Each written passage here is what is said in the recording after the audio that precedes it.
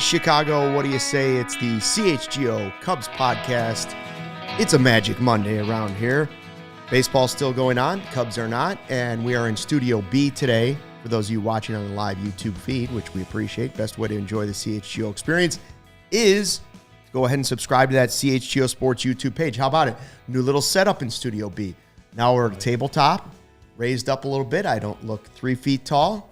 It's a little... I don't know. It's a lot. I don't know. I haven't decided. Do you like it? We got to get used to it, I guess. I'm not used to it. I will just say that it's better than before. I think I can at least admit to that. I can at least say that. I don't know. I did like the old couches or chairs that were in here, though. Well, they're better than the chairs that are in Studio A. Yeah. Yeah. For sure. But the Studio A seats kind of make me sink down, and I don't like that. These high top chairs, with the backs, Well, Yeah, but they're too far back for me. I don't think we can. I can't give it a grade yet. Yeah, I think I can't Visually, give it a you grade all yet. look gotta give it the whole season. I think everyone looks better this way. Okay. Visually Everybody looks better? Yeah, it might not be as good for you guys, but it's better for the audience. Okay. So visually, Oh, we don't looks care about good. the audience. I mean, I didn't mean that. Garrett says he's not a fan. He can't see my legs. He wants a refund. Yeah. Oh, yeah. How are people going to be able to tell if you're wearing pants? Right now, all of us could be completely naked from the waist down. We're not. That'd be weird. It's another type of podcast. It's another type of podcast. Today's show, we will be continuing our report cards. By the way, Sarah's running the 1s and 2s today. She's got a new spot, too. She's got a little special desk, a giant Apple monitor. Yeah, I kind of like the way my new mic is. It's like more radio-ish, and then it hangs down. The table's nice and clean, and it's new. This setup, I'm fine with it. Sarah's setup is very Dan Patrick show. Yeah. She's over there at a little table with a mic. What if we had all of us sitting around the room in different spots, like at little Different desks corners? like her? Little desks. We need more cameras. I don't know. Well, I think we'll get used Chris to it. turned. I think we'll get Says used we to look it. cramped. Yeah. I feel. That's the Taco Bell. free. Crampy. All right, so we're grading. Report cards continue today. Then we have a fun Magic Wand Monday segment, which Cody and I started last week. I thought, what the heck, let's do it again. We just come up with things on the fly at this place. That's right. How much? As I like to say, we wing it sometimes. Yeah. Sometimes it hits me while I'm in traffic. Sometimes it hits me when I'm up in the middle of the night. And then sometimes it doesn't hit me till I walk through the door. Today, Magic Wand Monday. And we will talk about a fun picture that we saw on the internet over the weekend. By the way, you guys weren't at the tailgate. Good times. You're missing out on good weather. What do we have? One more? And it's the Thursday night football one, right? Yeah. Oh, yeah. Could be tricky. You The never Super know what the Bowl. weather's going to The be like. Bears This Super was, Bowl. Yeah. Sarah, it was a little chilly in the morning. My Dunkin' Donuts were a little It was chilled. cold for sure, but honestly, this was my favorite weather tailgate we've had. Because I thought when it, what was it, when it got to like 80 or Too hot. what is it? No, 8 o'clock, 9 o'clock, the sun came out and it was really nice. Yeah. That's what I was talking. Yeah. I was thinking the first tailgate was a little warm for me. I was in shorts and a t-shirt the first 2 tailgates. Yeah. And yesterday I was in a hat and a coat. And I yeah. wish- Solid tailgate weather. Wish I could have been there. I was driving home from Champaign, but yeah. I saw your brother scored. My brother, his high school football game Friday, I don't let the facts get in the way of a good story. I can't remember. It was either a touchdown or a 2-point conversion. You can't. Which one? I don't remember. I just remember seeing He either him. had 5 touchdowns or he kicked a field goal. I can't remember which one I it was. just remember Like, seeing what? him run into the end zone. All right, okay, My yeah. goodness. Anyway, Well, he must have been locked in on that game. at that particular moment, yes. So I you was want catching up with some old friends at the same time. you want to get to? No, somebody's asking, is this Studio C? No, but there is a possibility that some of the chairs that were in here could become Studio C. We'll see. Garrett says he's changed his mind. He likes the CHGO Jeopardy studio. Okay. We're calling it now. I guess so. Okay. Godfather's already at it He's again. already Here here. it comes. Okay, let's start the report cards, right?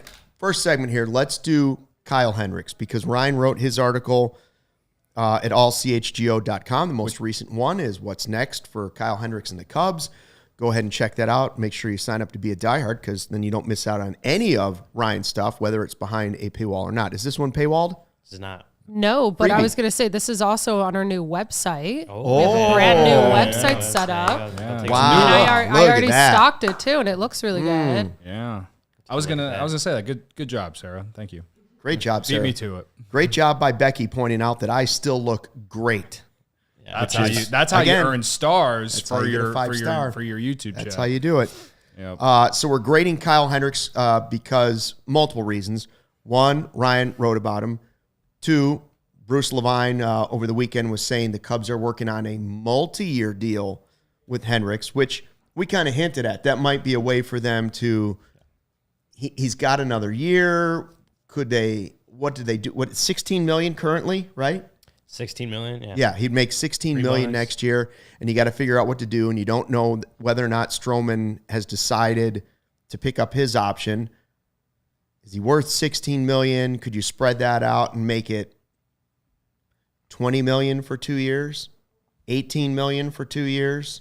I think you're probably gonna have to do more than that. 3 years? No. I think. I mean, if you did a 2 years deal, it'd probably have to be more like in the 11.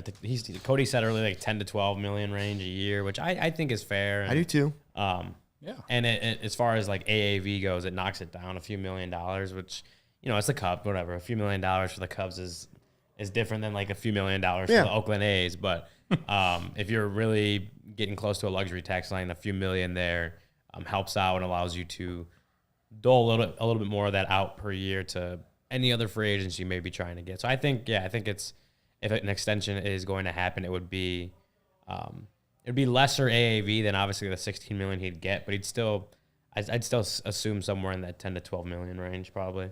Interesting. Omar in the live chat says, please do not bring back Kyle Hendricks next year. It's best for the Cubs. I very much disagree with that. I disagree. I mean, you need as much pitching depth as you can, and we'll get into some of the numbers, but would you be good with that, Cody? Like, $12 million a year maybe for Kyle Hendricks, a couple years? Yeah, no, I'm not against it. I think more people would get on board. Like the people who don't want Kyle Hendricks back, I think more people would get on board if the Cubs make a big move for the rotation following keeping him, because I think a lot of people believe that, and we talked about this a little bit last week, but I think a lot of people believe that what the rotation that they have right now, it's good, but is it good enough to do anything in October? I don't think we can all confidently sit here and say that it could.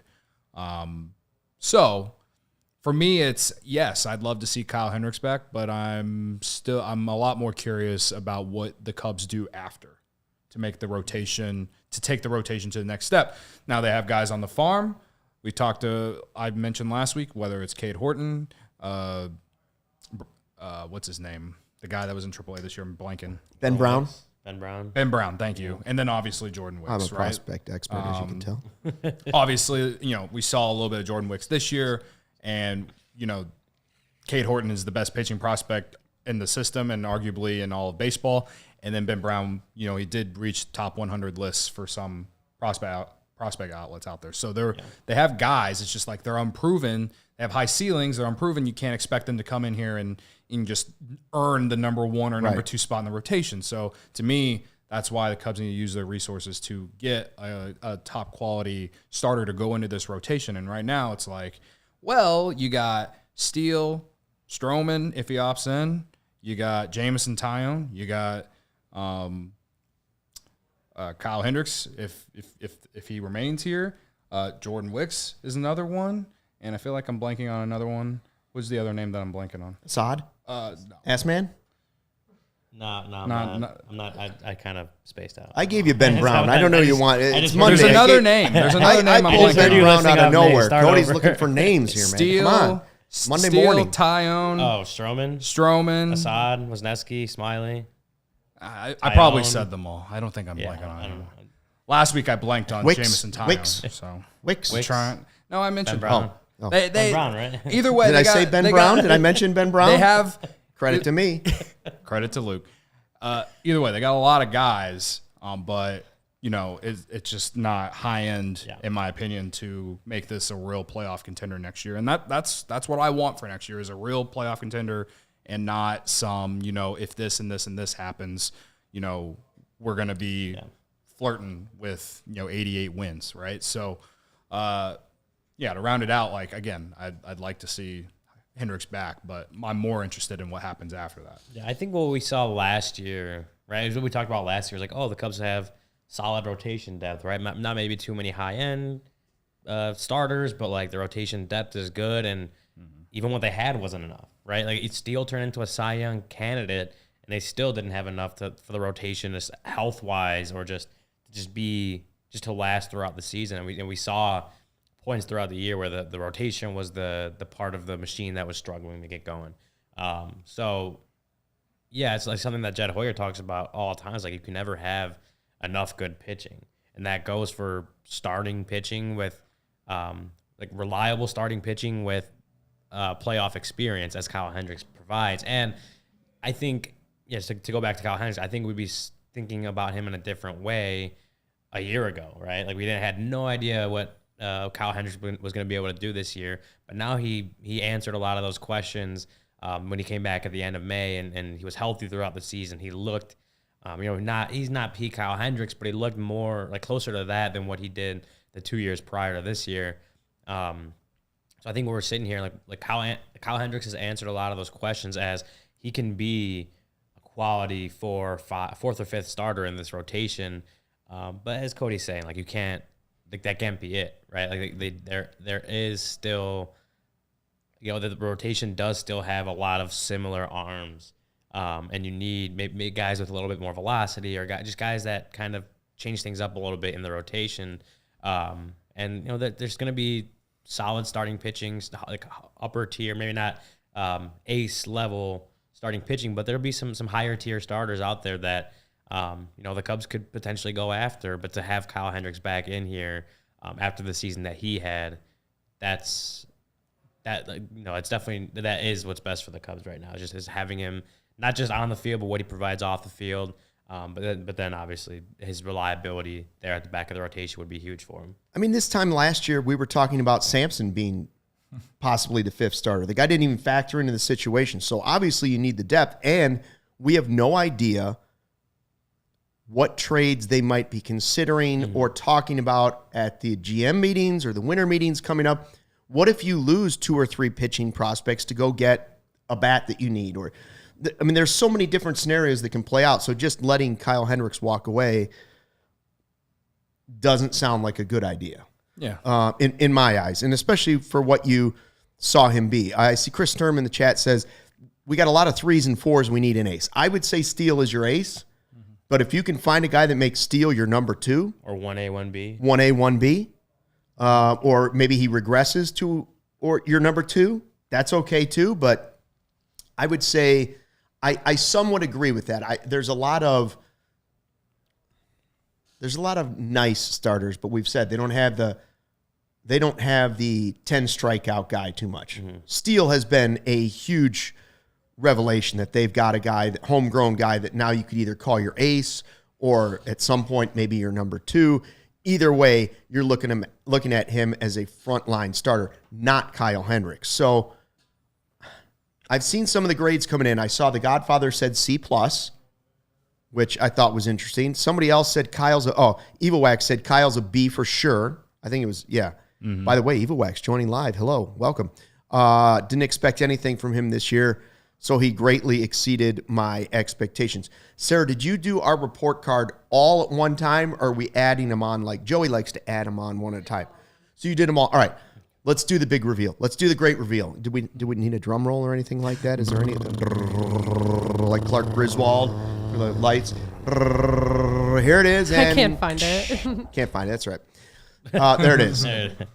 Right in the middle again. Again, we don't have anybody agreeing. Cody is the low. I feel like Cody's been the low guy. I don't know if. Have you been hanging out with Collada? He's been hanging out with the Godfather. No, he wants to be the was guy. September just too much for you? You couldn't handle the. September was a lot for me. Cody wants to be the godson, and it continued. September. I like that. Me and Godfather, as much as we disagree, I do think that we have this, like, we do care as much. Not to say that you guys don't care as much. I'm saying in terms of like how bad we want the next step, right? And the reason I gave Kyle Hendricks a C+ was because, to me, all I could think of when I think of Kyle Hendricks, I think of a better version of him at this point in his career is a lot like Marcus Stroman, when Marcus Stroman is right. They're both pitch to contact guys, get a lot of ground balls. All right, so this year, Kyle Hendricks had a 2.8 F4, and Marcus Stroman, as we talked about last week, 2.7 F4. All right, so like essentially, as far as wins above replacement, around the same, right? And obviously, Kyle Hendricks pitched better than we all expected this year, right? He came back in May, early June, somewhere around there, and missed a good month. Missed a good month, and so. Like I don't want him missing that time as a reason to why you bring the grade down. But again, it kind of goes back to what I said about Stroman last week. It's like the best ability is availability, and I know he had the injury stuff, and I know he exceeded expectations. But again, I'm just trying to be fair here. I can't give Marcus Stroman a C- and say that, the best availability is the best ability is availability, and then give Kyle Hendricks a B+ just because he exceeded expectations. You gave him a better grade than you gave Stroman. I did, yeah. See, I can't remember what I gave Stroman. That was last week. I will say with the Hendricks thing, the reason that he missed the first, was it 7 weeks or whatever of the season was deliberately because of the plan the front office laid out for him. As far as his rehabbing and recovery, all he would have had they not gone this very in-depth throwing progression type thing and all these little programs, he probably is ready in April to pitch. But they deliberately slowed it down, took their time, and stretched out things to really give him, this whole runway to complete all these programs that they want him to do and see the results before he obviously went back. So I understand what you're saying, but I also will say that he had they just kind of gone for it and just get healthy, right? Yeah. Had that not happened, he probably doesn't miss as much time as he did. But it was because of a deliberate plan from the front office to hold him out as long as they did. And that's fair. Again, I'm not trying to use him missing that time at the beginning of the year as a reason that he's a C+. To me, he's a C+ because this is just what he is at this stage in his career. He's not in 2019. Obviously, 2016 he performed at a level that no one expected, and then he gradually, to me, got better between 17 and 19. 2019, he had a 4.1 F4. It was probably, to me, as one of his best seasons of his career. And then obviously 2020 and those 12 starts, he was really good. How much you want to take into those 12 starts doesn't, whatever. The point of what I'm saying is during that time, he was definitely a better pitcher, and you could argue him being a top 3 of your rotation guy.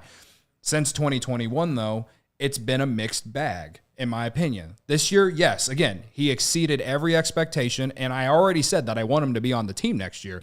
But for what he put out there on the field, he's an average pitcher. Not C+ is, to me, that's what he is. He's shown to be great in the postseason. Well, the Cubs haven't been to the postseason in a while, so I mean, whatever. I'm not putting that on him. I'm just saying that for what we got, it was way above expectations because no one had expectations. But at the same time, it's not like he was Justin Steele, who came in and honestly, the team just rode what he gave all season.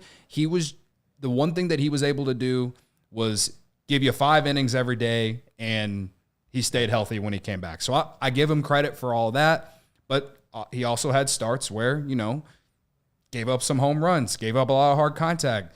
And I just, to me, for the starting rotation at least, obviously Steele got an A from me. And after that, it's kind of like a mixed bag for everyone else. So for me, it's hard to go into a B location just because, yes, he gave you quality innings, but it's not like he made the team a perennial playoff team, right? At all, really. The one thing that he did was stay healthy. Yeah, after he got, I agree with a lot of what you're saying in that I don't want to make availability be a major part of my grade, but I can't ignore it just like I didn't with Steele. I went back and I looked, okay, so quality starts, Steele had 30, Steele had 20, Stroman had 15, Hendricks had 12. Yeah. Okay, but I did you not feel like, and your grade reflects this, didn't we all feel like Hendricks was more consistent than Stroman in that time? Right. Stroman was 2 seasons. Yeah, like Hendricks was like and then quality start, okay start, but his bombs weren't Stroman bombs, right? Yeah. I just feel like, and the expectation is the reason my grade is higher. It's the expectation part of it. And that's fair. My expectation was he may never pitch again. Yeah. The guy may never pitch again. Okay, his career could be over. Instead, he pumped 90 miles an hour a couple times this season. I saw 90 miles on a radar gun. And then when he finally did come up, we were saying, oh, what are we going to get from Kyle Hendricks? It's the X factor. It's a roll of the dice. When he did come up, he definitely gave me better than a 4th or 5th starter. So if I was expecting nothing from him and he gave me at least a number 3 starter, was he average compared to maybe the rest of Major League Baseball? Yeah, I mean, he was top 50 in quality starts. Let me give you some names here real quick that I threw down. These guys all have similar numbers this season. 24 starts. Player A is 24 starts, 10 quality starts. ERA 4.56. The next guy, 24 starts, 12 quality starts, 3.74. That's Hendricks, okay? Now another guy, 24 starts. So all three, 24 starts. 11 quality starts, less than Hendricks, more than the other guy, ERA 2.46. And the final guy, 23 starts, the fewest starts, 5 quality starts, and an ERA of 5. So clearly the worst season of the 4. The other names, the 23 starts and the 5 quality starts, 5 ERA, that's Drew Smyly. Okay. No question, Kyle Hendricks was better. I had Drew Smyly pegged in as probably my number 4 starter, so he has to get a better grade than Drew Smyly for me. Sure. You look at the other 2 names, and I'm like, all right, 24 starts, same as Hendricks. This guy had 1 less quality start, but definitely a full point better ERA. You know who that is? Clayton Kershaw. Okay, now you're getting a bargain for Kyle Hendricks. The guy at the top of the list, 24 starts, 10 quality starts, so less quality starts and a higher ERA at 4.56. Anybody remember Yu Darvish? Yeah. So you could look at that list, and I don't let the facts get in the way of a good story. You could look at those limited numbers and say he had a better season than Yu Darvish did, and I didn't know if he was even going to pitch this season. And in some ways, you could say he had a similar season to Clayton Kershaw. I had to give him a B. Had he been available all season and done this, I certainly would have gone to what Ryan did at a B+. Like if he had started the season or come back 2 weeks earlier, I probably would have gone up to B+. But at the very best, like I said, a B. Man, I was doing cartwheels in school. I got a B. So I give Kyle Hendricks the good old varsity B, and I hope they do work out the multi-year deal based on that. But not as the ace of the staff, not as the number 2 of the staff, maybe not even the number 3 of the staff. No. But if he's your number 4 next year, sign me up. Yeah. Because I can take that start that he gives you with an ERA under 4. I can take that a couple times a week because I know I'm in the game. It's not going to be a perfect game. You're going to have to score some runs, but it keeps me in the game. Yeah, and I kind of you said about the consistency with Hendricks is kind of so I gave him a B+. I already know people in the chat are already saying it's too high. Kalata asked me if I think he's a Cy Young candidate. No, I know you're just trying to be mean, Kalata, but no, I don't think he's a Cy Young candidate. But as far as the consistency goes, yeah, I mean, I don't want to, because when we talked about with Yan Gomes, like I don't want to be like, oh, he was better than expectations, so he, I don't want to use that too much. Right. But for Kyle Hendricks, they literally were no expectations. Like you had no idea what to get from him because of this very, the very long rehab recovery, building up the velocity, all that stuff. 11 months almost he didn't pitch. Less expectation than Gomes. Yeah, so there was just no expectation. So it's not like he was overachieving expectations. Like he just didn't have any. He had no idea what to expect out of him. And guys like Jed Hoyer have talked about that. Like they just didn't know. They were confident going into last year when they shut him down and went through this whole thing. They were confident, and Kyle Hendricks was confident that he could get back to something of what he used to look like. But no one really knew. Even Kyle Hendricks himself didn't know. Like he was confident he could, but there was still some uncertainty there because of how long he was out and how different the process was and all that stuff he had to go through. But I think he just as far as consistency, as you said, Luke, it got to the point where it just like you actually felt comfortable with Kyle Hendricks going out there. Like you weren't expecting 8 shutout innings whenever he go out there. But I feel like for the most part, like with Kyle Hendricks on the mind, like, okay, you felt comfortable to the point where when they shuffled around the rotation at the end of the year and you realize Kyle Hendricks would be pitching once in Milwaukee, you're like, okay, like Kyle Hendricks in Milwaukee, that's good, right? Yeah. Like that was your second best option at that point, that's what I'm really. saying. So that's your example of like, okay, we kind of feel comfortable with Kyle Hendricks. And so just that alone is good. And it doesn't like, he doesn't bump up to an A just because he was good when we didn't think he'd ever pitch again or any of that kind of stuff. But I think he was very solid in the rotation, gave you, number 3 type starter numbers. Was it 12 quality starts in his 24 starts? Yeah, half of his starts were quality starts. Yeah, the health, like he was healthy once he came back. And when we were talking Cody, like it's just, I don't ding him a lot for not being available the first 2 months because that was a deliberate plan to not have him available for the first 2 months. So I can't like use that too much against him. And I appreciate what guys bring to the clubhouse more than just people like to think about. More like than just numbers. Yeah, more than just the numbers and the stats and whatever. Like off the field stuff matters to me too. That's fair. And so you listen to Kyle Hendricks talk and just how he talks about the team and you see him interacting with guys in the clubhouse. But then you talk to guys like Jordan Wicks and some of these young guys, Justin Steele, right? And they all. Like the way some of those guys used to talk about Jason Hayward and people hated it because whatever, who cares? Like that's the same way that a lot of these guys talk about Kyle Hendricks. And when you have this team this year that a lot of guys, I mean, they had a championship experience type guys, but they also had some guys that were young and coming up and trying to contribute to a playoff caliber team for the first time. So having Kyle Hendricks around, a guy with that playoff experience, with that know how to win in Chicago with the Cubs in a town that, in a ballpark and an organization that just never experienced a whole lot of winning, to have that kind of veteran leadership and the willingness to interact with guys, whether they're veterans or whether they're rookies coming up for the first time, I think that really helps, a team, especially a team that went through the summer or had to fight their way back over the summer after really doing bad in May and kind of digging themselves in a huge hole.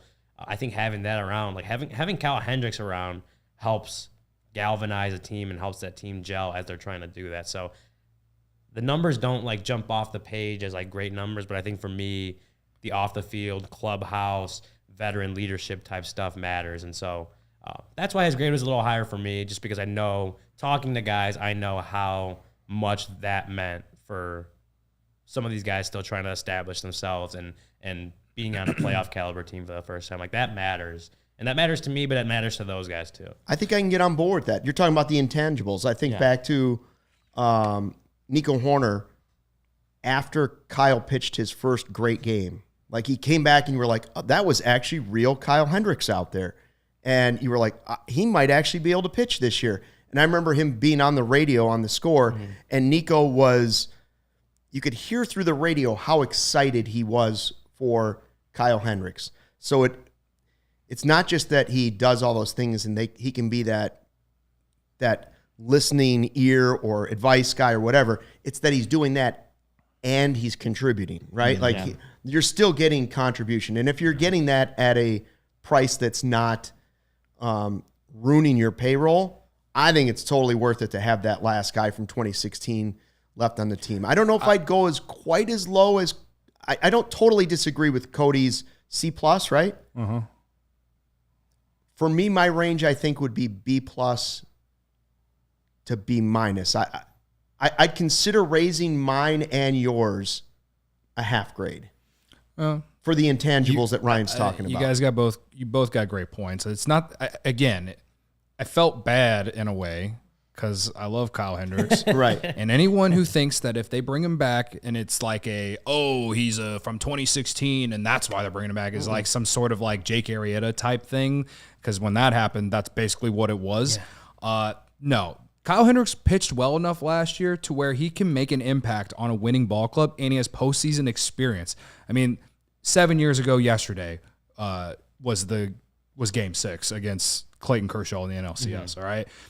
I know it's been 7 years since that game, but we saw what he did in arguably the biggest game in Wrigley Field history, all right? I will always be willing to ride with Kyle Hendricks in a playoff game. And again, he gave you a more consistency this year probably than someone like Marcus Stroman in the grand scheme. Sure, Stroman's issue was health.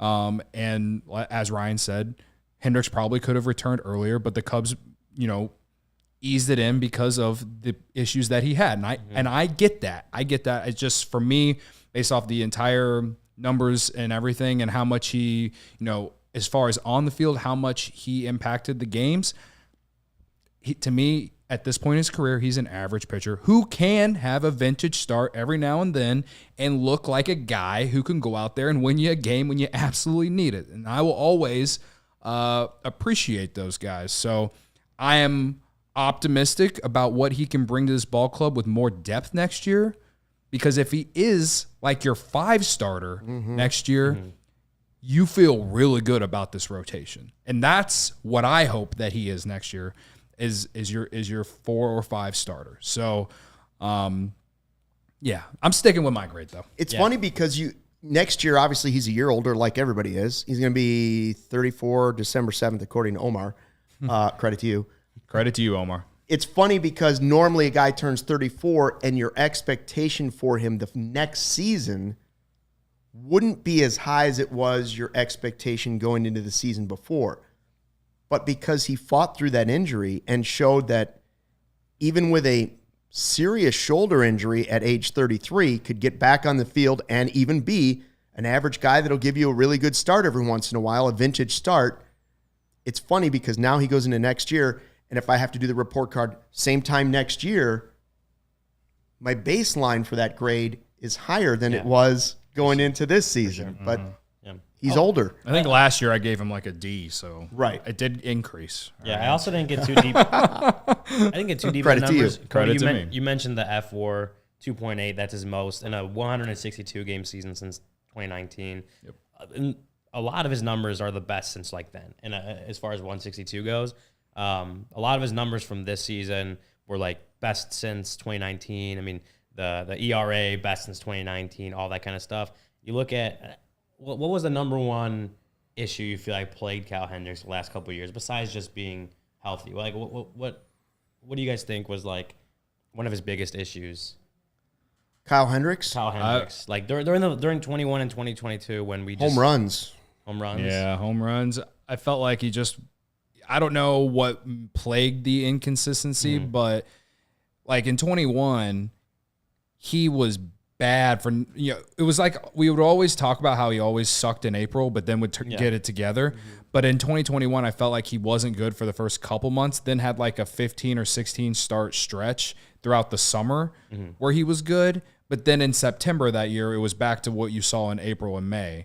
And then in 2022, outside of that appearance he had, or that complete game he had in San Diego, he was not good at all in 2022 as far as what his standards were. So to me, because we know what he is. He is a pitch-to-contact guy. He'll have an occasional 7-8 strikeout performance, but more often than not, he's trying to get ground balls. He's trying to induce soft contact. He's dotting the edges, painting the corners, whatever, and he's trying to, get you out that way. I just felt like during those handful of years, 2021 and 2022, there was just a lot of inconsistency. Okay. So, yeah. Well, so I was looking for home when you said home run. That's what I was looking for because you look at as far as just kind of fixing what was broken. His home runs per fly ball this season, 8.5%. His best mark since 2016. Actually, his best mark since his rookie year. Lower than his previous best mark of 2016. Home runs per 9, 0.85. That's tied for his best mark, or that is his best mark since 2016 when he hit 0.17 or 0.71 home runs per 9. So like that, you look at it, he dropped the home run per fly ball percentage from 13.5% last year to 8.5% this year. 2021, it was 15.6%. So when we're talking about just what's played Kyle Hendricks and why he's looked not like Kyle Hendricks the last couple of years, home runs were a huge part of it. Same thing with like just exit velocity. His average exit velocity is at the lowest since around 17 or 16 this past season. So, like, limiting hard contact and not giving up the home runs, which I would agree was one of the more glaring issues for him the 2 previous seasons, to be able to do that, or to decrease that, to improve on that in 2023 after this long rehab process. 1, shows me that the things he did during those 11 months really worked. And 2, that, okay, if he can do that at this age, there's no reason. If he can do that at this age after that long of a time off, there's no reason for me to believe that he can't keep doing that next season, 2025, like whatever it is. I think some of the changes that he's made are like can continue, can last. Also, I think they kind of cut out that idea what they tried in 2022, where it was, hey, throw it at the top of the zone and out of the zone and see if it drops down into the zone for a strike. And it was like, that led to so many home runs when he missed. I don't think he was the right guy to try that with. But anyways, so Kyle Hendricks, a good range. We can all say it was a good season for him. You know, according to Major League standards, it wasn't a spectacular season or an all-star season, but it was a good season for what you expected going into the season for Kyle Hendricks. Tell you what to expect. NBA fans, the wait is over. Basketball is back. DraftKings Sportsbook, an official sports betting partner of the NBA, is celebrating with an unbeatable offer. New customers can score $200 instantly in bonus bets for throwing down $5 on the NBA. Win or lose, doesn't matter. You'll start the season with an instant dub. And with DraftKings parlays, everybody's got a shot at an even bigger basketball win. String together multiple bets from the same game or build your parlay across multiple games for a shot at making your payday even sweeter. Basketball's more fun when you're in on the action. Download the DraftKings Sportsbook app now. Use the code CHGO. New customers can get $200 in bonus bets right away and instantly for betting just $5. Only on DraftKings Sportsbook with the code CHGO. The crown is yours. Gambling problem? Call 1-800-GAMBLER or visit www.1800gambler.net. In New York, call 877-8-HOPE-NY or text HOPE-NY, which is 467-369. In Connecticut, help is available for a gambling problem. Call 888-789-7777 or visit ccpg.org. Please play responsibly. On behalf of Boot Hill Casino and Resort in Kansas, licensee partner Golden Nugget, Lake Charles, Louisiana, 21 and older, varies by jurisdiction, void in Ontario. Bonus bets expire 168 hours after issuance. See sportsbook.com, DraftKings.com/basketball terms for eligibility and deposit restrictions, terms, and responsible gaming resources. Hey-o. Cody, how about a DraftKings pick of the week? You got anything you want to do You just told everyone about how great DraftKings is, and here's why, all right? Because Bryce Harper, as we've discussed on this show for the last 2 weeks, has been killing it in October, and you can get him to go over 1.5 hits, runs, and RBIs at -105 tonight on DraftKings Sportsbook, and they're even offering DraftKings has been offering a 25% boost on postseason baseball every day since postseason started. It's just been an automatic play. Whether it's Bryce Harper or Yordan Alvarez, I've been placing that bet. I placed it on Yordan Alvarez yesterday, and it hit in the first inning because he got a hit and he drove in a run. It was incredible. And it wasn't even a sweat. And tonight, it's Bryce Harper, Game 6 at the bank, -105 to go over 1.5 hits, runs, or RBIs. Say he just gets a hit and then he scores a run. That's all you need. Say he just hits a home run. Then you get the hit and he scores a run and an RBI. Then you went way over it. To get it at -105, it's the boost. It's the max is $25. I'd place $25 on that bet with that boost right now as you're listening to this. It is an absolute lock of the week. Oh, okay, that's it. There's no Mizzou bet of the week. They have a bye week this week. Oh, they have a bye. I have to come back next week. They did not hit the over like I had hoped over the weekend, but that's okay. But Cody Schrader hit 2 touchdowns and they covered the spread, which I said on the show. A lot of people wondering if we're going to dress up for Halloween. I won't be here on Halloween. You guys are definitely going to be here on Halloween. You're missing my Halloween cookies. Well, I'm bringing some in on Tuesday. You can bring them in on the Monday. No. I could give them a test run, and then I'll let you know these are worthy of Halloween. I'll leave a note I'll leave like one out, and we'll put a note saying like Santa Claus. Yeah. Stucky Claus comes back. Claus. Are we going to go back to Winterland this year? Probably. What else are we going to do? That's fair. Somebody said Cody could be Fred Flintstone, I could be Barney, and then maybe Ryan could be Bam Bam. Barb is just Bam Bam. obsessed with me looking like Fred Flintstone. Yeah, I don't know what that's supposed to mean. Or Elvis. Someone said Elvis. I think that was Barb as well. Was it Barb too? No. White Sox. Oh, my God. Vinny is Elvis. Yeah. He does an Elvis impersonation. he He does, sings yeah. Elvis songs. Yeah. The stash takes it away, but The chops. You'd have Chops. to. Anyway. Dub's saying Kyle Schwarber hit a home run tonight. It's his bet. I mean, that's fair too. holy Not mackerel. a bad bet. All right. Speaking of, so Schwarber. I will not. That's rant one. about It this. is Magic Wand Monday. We get one do-over each on a recent Cubs move. What or who is that move? Now, you just mentioned one, Dubs. Obviously, Kyle Schwarber getting away for nothing is one we have talked ad nauseum because every time he hits a home run, I want to throw up, and I'm happy for him at the same time. Yep. Same thing with Bryce Harper. Like, we hit that multiple times last week. We're like, okay, obviously, $300 million or whatever is not that much for Bryce Harper. They should have given the money to Bryce Harper and his dog Wrigley and paid it, and it would have looked great right now, and he would have looked great in the Cubs lineup. He'd have looked great at first base for the Cubs right now, so you wouldn't be desperate to sign Cody Bellinger. So those are obvious ones. But do you have a Magic Wand Monday move that you'd like to get away? Maybe it's just something as simple as, don't sign Jonathan VR. Don't sign Eric Hosmer. Don't sign Eric. For Although me, that was cheap, so that's why I say that's not. I'm gonna save my Magic Wand for something Trey better than Mancini. Hosmer. No, mine is, it's definitely more recency bias, and it's not to say that I'm out on the guy that is on the Cubs, but Nathan Eovaldi has been shoving it this postseason for the Rangers, and he signed this past offseason with the Rangers on a 2-year, $34 million deal. That's affordable. And the Cubs signed Jameson Taillon on a 4-year, $68 million deal.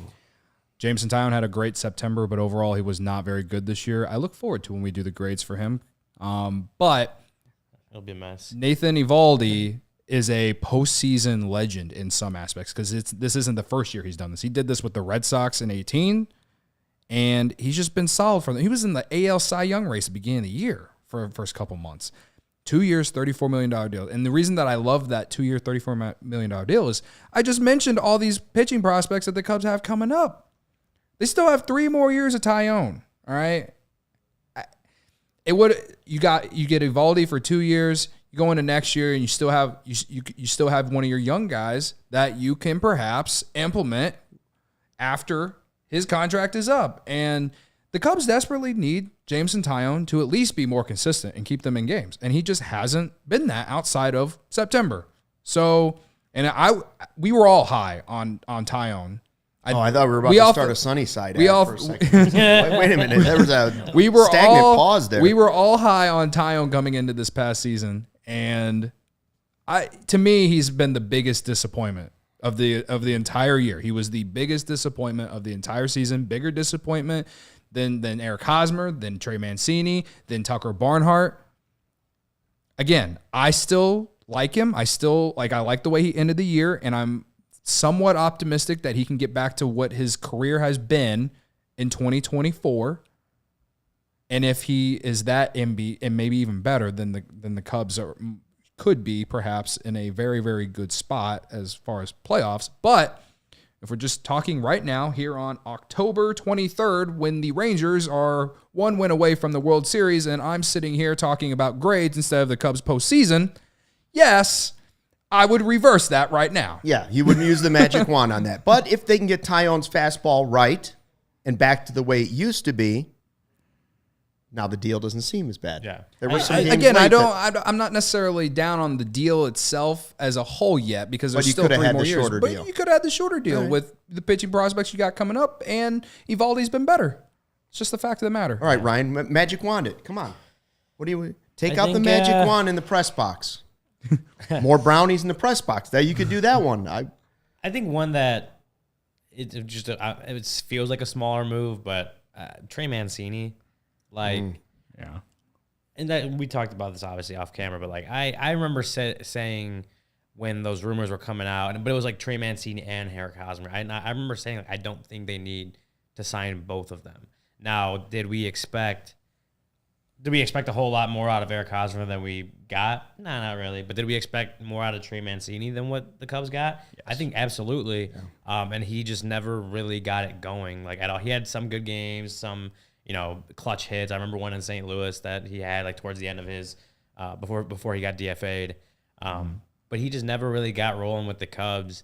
And so when I sat back, during the winter before they signed him, saying that I don't think they need to sign him. That's because my expectation, I expected more, but I also didn't think he was going to be the guy that locked down first base if Matt Mervis wasn't the guy, right? I didn't think Trey Mancini was going to be there. I was going to turn into their like set it and forget it, put him in the lineup every day first baseman, and he just was not anywhere close to that. So. And he's owed what, $7 million next season? Yeah, 2 years, $14 million was his deal. So they owe him $7 million to not play for him next season. When we're talking about with Kyle Hendricks, we're like, $4 million or so if you can restructure his contract and save a few more like that. Yeah, it's $4 million versus $7 million. That's $7 million for a guy that you could be using to sign someone else that are instead going to Trey Mancini. So I think. Yeah, if I'm the Cubs, I'm looking back on that. And, I'm not completely regretting it because he had been a solid player throughout his career. But I think if I'm the Cubs, I'm like, damn, I wish we had that $7 million to spend. Yeah.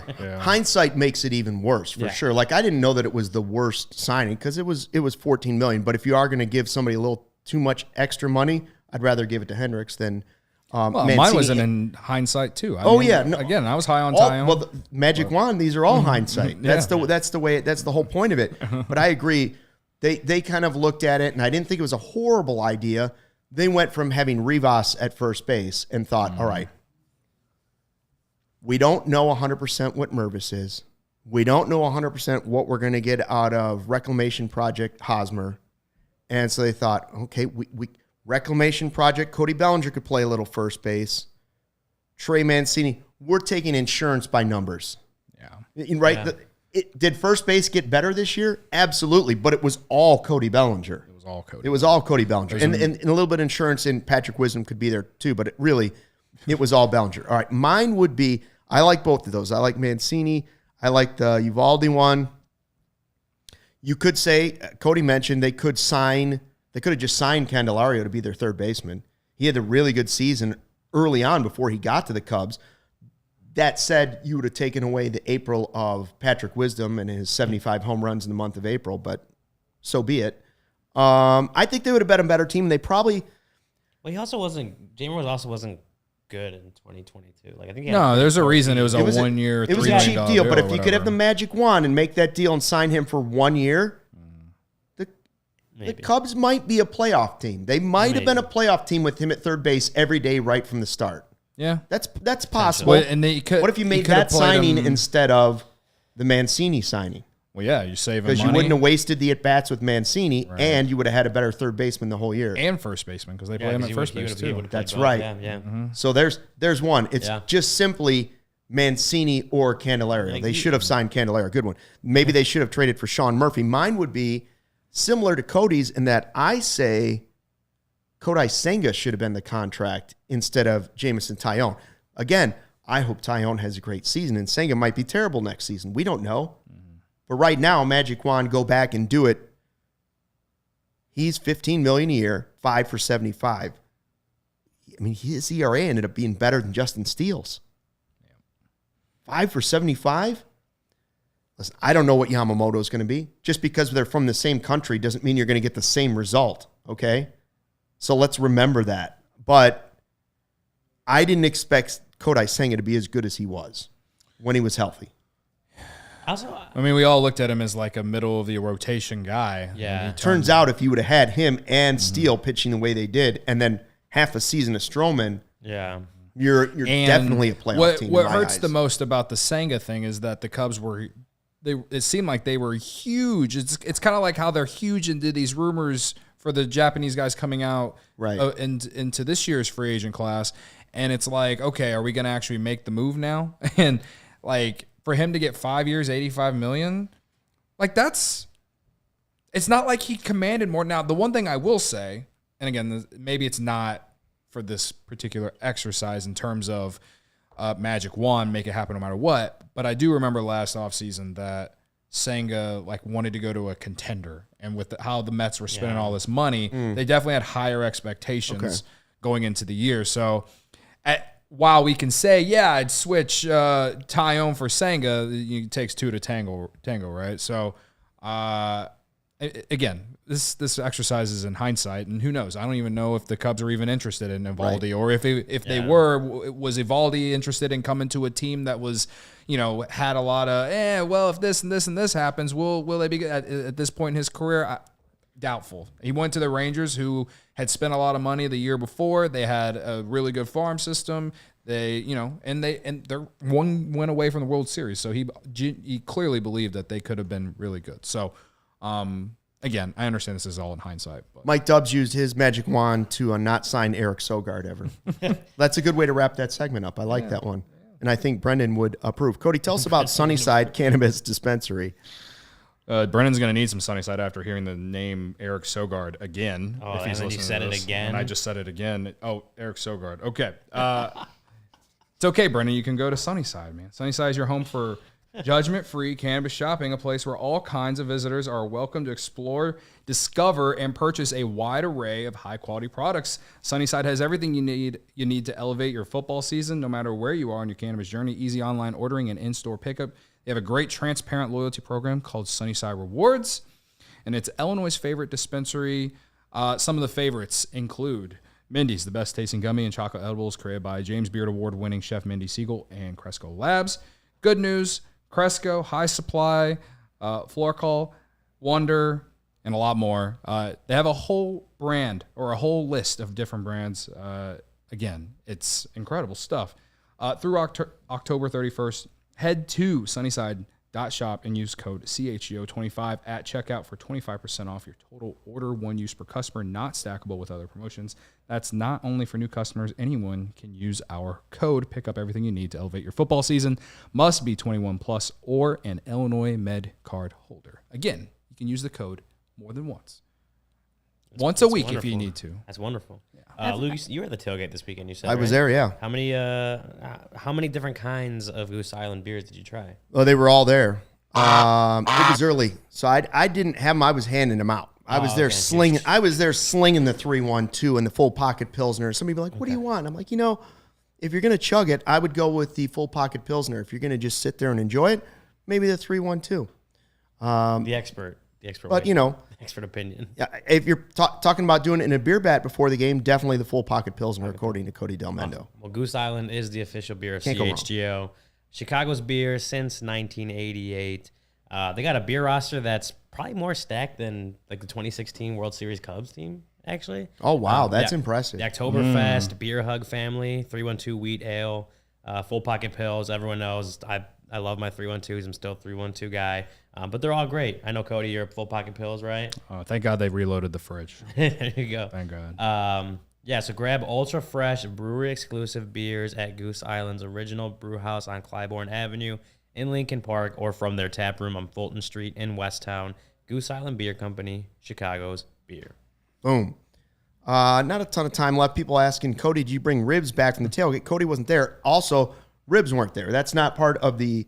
it's always Firewater Barbecue. Yeah, Firewater Barbecue. So I will tell you the pulled pork sandwich is top notch. The mac and cheese is good too. I'm a fan. Yeah, but I do the pulled pork with their spicy barbecue sauce. It's really good. And if you hang out there long enough, whenever they start tearing down, they just start giving it out, large portions of it. Yeah. I need to start bringing... the pulled pork sandwich is almost too much for me. Well, yeah. I can take half of it off and make a second sandwich out of it. That's how much they give you. At our last one, I might bring some Tupperware with me. Because they always have leftover, and that's what Jim did. Jim did that last week. What? He had Tupperware of the mac and cheese and the cheapskate. Yeah, leave it to the sales guy to be the cheap one bringing his Tupperware. I'm totally bringing it. Unbelievable. I'm bringing the and biggest a Sox Tupperware. Fan, no less. I'm bringing the biggest Tupperware I can to the last tailgate. You know what I'm gonna bring? I'm going to get the Foco overalls and just start stuffing pulled pork into my pockets and sausages and leftover, maybe some of the drumsticks in a pocket here. The wings are good, too. Wings are solid. Food's great. It's great food there. Did you guys, before we go, did you see the picture in Slack, Sarah, of Justin Steele fishing? Yeah, First of all, we know he likes his outdoors. You know, he'll throw on a little camo hat like I will every once in a while. But he went, does it even say where he was? He's fishing for tuna here. It's him, Keegan Thompson, Nico Horner, and Albert Alzolay hanging out. Jonathan Holder's also in that picture. It's Jonathan Holder and Keegan Knoll is one of their strength coaches. That's the whole roster of fishermen over there. Look at that. I mean, that's a lot of tuna right there. I wonder where they went. I don't know. I'm going to find out about Definitely this. not here. No, that was not Lake Michigan. That is not Lake Michigan, that's for sure. Would have been a little choppy, a little cold. Yeah. Barb says maybe a little pulled pork on the hero bread. Great point by the godmother. On the hero bread, yes. Shout out to you guys. Anyway, so the Cubs hang. I like. Again, we talked about chemistry. Did it lead to a playoff appearance? No. But it also didn't lead to a meltdown like it did on the South Side. There's no question that there's something to it. I don't know that it means we're making the playoffs or winning the World Series or any of that stuff. But you certainly would rather have a team that gets along off the field. Absolutely. And it's a long season. So I like to see that right after the season they're you can still see that hanging in out. some of these playoff teams, man. Like, I mean, Arizona had lower expectations than the Cubs this year, and they're perhaps 2 games away from the World Series. I think they're done tonight, but crazier things have happened, right? I wasn't a believer in the Phillies this year going into the year, and they've proven me wrong. They obviously have star power and they've spent a lot of money, but we've seen teams that do spend a lot of money, and things falter, and a lot of it probably have something to do with team chemistry and stuff like that. So, yeah, when we were talking about Kyle Hendricks and like the intangibles, like Ryan brought up, they do mean something, and maybe it makes me want to make him a B- instead of a C+. I thought you were going to say A-. Like Cody's changed his mind. He's going to go A- now. No, I'm going to keep my integrity, and I'm going to keep my grade. But I think, because I know this Hendricks stuff is going to continue to be talked about, and to me, it just makes so much sense to keep him around. Yeah, well, just as far as chemistry goes, I think, and David Ross plays a part in it too, as far as but it's David Ross, the coaches, the players, all just keeping everyone's head, facing forward and level-headed. Because when you go down 10 games under 500, that could be the end of your season right there. Yeah, 10 games under 500 on June 8th, they very much, especially considering it's not to the end of the season, it's to the end of July. I think it's August 1st was a trade deadline, so they had less than 2 months until the trade deadline. That could have been it. They could have packed it in. Guys played out whatever and just waited till the trade deadline. But a lot of those guys really, guys like Dansby, like Swanson, Nico Horner, Kyle Hendricks when he came back, a lot of those guys were very much we're not giving up. And I think a less cohesive gel, a team that doesn't gel as much as guys did on the Cubs this year, that may not happen. And maybe guys are kind of out there for themselves or whatever. This Cubs team and they, there's the Godfather.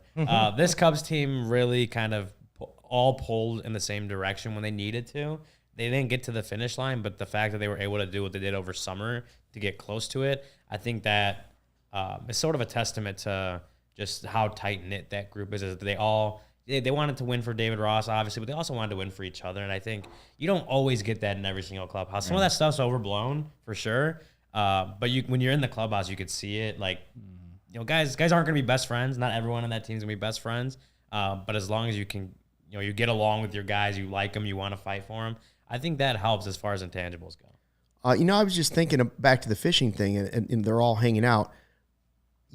Justin Steele, your buddies, you run into him on the street all the time. You almost hit him with your bike. Maybe we could do a solid for Cheap Jim in the sales department and get him to flash freeze some of that tuna. Send it in the mail. Jim needs to stock his freezer. He's already got the free pork over there. He's loading up on Friola Pops every time he leaves here. Perhaps. I'm just thinking as a teammate, that's something we could do is get him some frozen tuna. That's very big Barb of you. says, don't eat too much fish from Lake Michigan. You'll get cancer. Does anyone remember jumbo perch? Oh, Lake Michigan jumbo perch. I've had a lot of them in my lifetime. You get some big perch back in the day. In fact, they're making a big comeback in the Great Lakes right now. Yeah. My fishing report will be later. You should use your Shady Rays when you go fishing, though. We should have told those guys. We should have sent them. If we would have known they were going, we would have sent them some Shady Rays. Yeah. For sure. Just for the vibes in the photo. Specifically for the vibes. Right. Yeah. How do you feel about those games? You think I will say this quickly about the ALCS and NLCS. We had all those sweeps early in the playoffs, and it was kind of like, all right, yeah. Other than the Schwarber home runs were fun and all that stuff, it was a little boring that everything was a sweep. Yeah. No. At least these have become interesting because I thought these were going to be no contest too. Yeah. I thought the Rangers were done last night after being up 2-0 and then losing 3 straight. Yeah. And going back to Houston. Houston struggled at home though, so I think they 2019 World Series all over again. The road team winning every single. So game. I'm obviously I think all of America is rooting for the Rangers. And specifically, I'm really rooting for Sarah's not. Bang on a trash can if you're rooting for the Rangers. I am specifically rooting for Adolis Garcia, who, if you might have forgot, was traded by the Cardinals for cash considerations. Never forget. But yeah, I'm rooting for them, and I mean, at this point, I don't really care what happens in the other series. That one just gives me heartburn. It was just fun to watch. It's fun to watch, and then is whatever. These championship series have been really good, like you said, especially after the wild card round were all sweeps. Like these have been a lot of very good, fun baseball games, and I think that's one of the things I always liked about why I love playoff baseball so much is like you can't run out the clock like you can do in other sports, right? Like football, you can just run the ball, take knees, kill the clock, whatever. You can't do that in baseball. You got to get 27 outs to win a game, and however that has to happen, it has to happen. So I always appreciated that every single pitch really feels intense because any single pitch, you can't run out the clock. Every single pitch matters, and every out matters, and getting 27 against the best teams in baseball is hard. And that's what makes these games so fun. Yeah, I think what you're saying last night when the Astros took the 1-0 lead, considering how the last 3 games have gone, I was like, oh, this shit's over. And then what happens? The Rangers just turn it on. Look at what happened at the end of the game when they went up. Was it 5-2 or whatever it was before Garcia's grand slam? And it's like, okay, that's 3 runs, but with their bullpen, it's not over. And then he has a grand slam, and you're like, okay, now it's over. I haven't got to get 3 outs, but that's a lot easier to do with a 7-run lead. I have enjoyed the drama between Garcia and the Astros and the Astros fans, getting them booing him and stuff like that. When it has nothing to do with a team that I like. Great theater. Yeah. And baseball needs more of it. You know what I mean? Yeah. Like baseball should be taking this stuff and trying to promote it as much as possible. And if they did the right way, at least they'd be right up there in terms of popularity as far as the NBA and the NFL. But I can't tell people in the marketing department at Major League Baseball how to do their jobs. They just got to do it. That's right. And Barb, I have no boat. There is no boat to get on. No one here has a boat. Where's the boat? Don't have a boat. Always wanted a boat. Don't have a boat. Probably will never get a boat. He has a boat. He's just been hiding it for the last year and a half. Listen, I wish I had a boat. Although, if Mike Dubs wants to call us up and do a little ice fishing, or, Dubs, even not walleye ice fishing, maybe fall walleye fishing. They're putting on the feed bag for the winter. Get some trophy walleyes. Dubs in the chat said earlier that he's going to be here in like early December. December 9th at the December 9th. We want to wait for Winter Wonderland. I feel like we should go hang out with Dubs at Winterland. Mike Dubs. Maybe he can be Stucky Claus version 2.0 or something. I don't know. Stucky Claus is elf. Maybe I'll go as the Grinch this year. We'll see.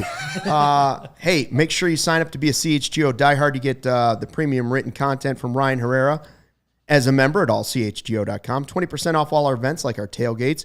You also get all the dope merch at 20% off for all of our teams. Love the new Meatball shirt, by the way. Meatball Island. Take the North. Chicago versus everybody. The Meatball one is still... We should have a Meatball one for every team in town, I think. So, to be honest with you. Yeah.